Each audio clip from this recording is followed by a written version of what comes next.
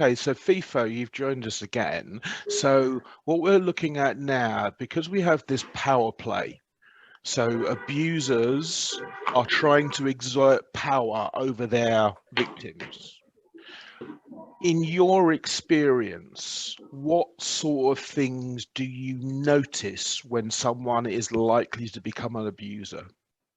Okay, I think the first thing you would notice in such people is they tend to be domineering. They tend to exercise power over their victims. Like they just want to be in control of everything. They want to exercise power over them and make them feel like, okay, without me you can't do anything. Okay, I have an authority over you, and I am going to make you do this.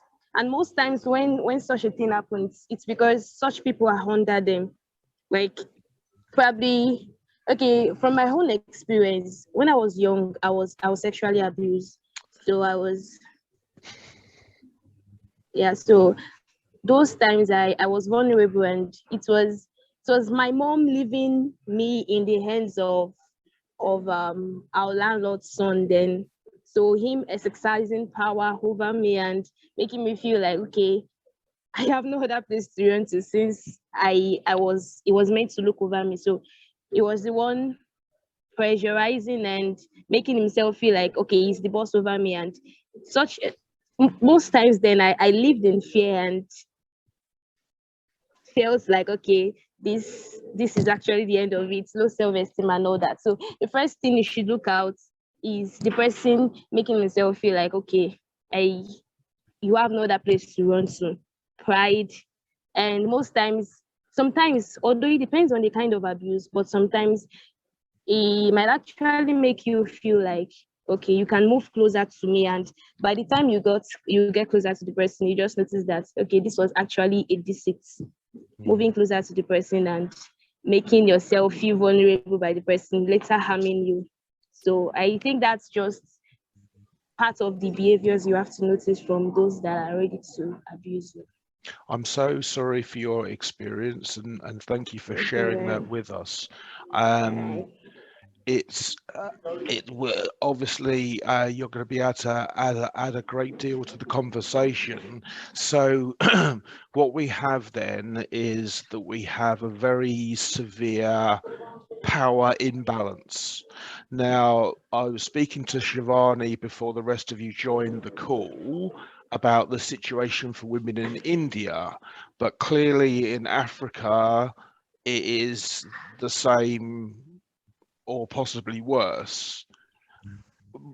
Joseph,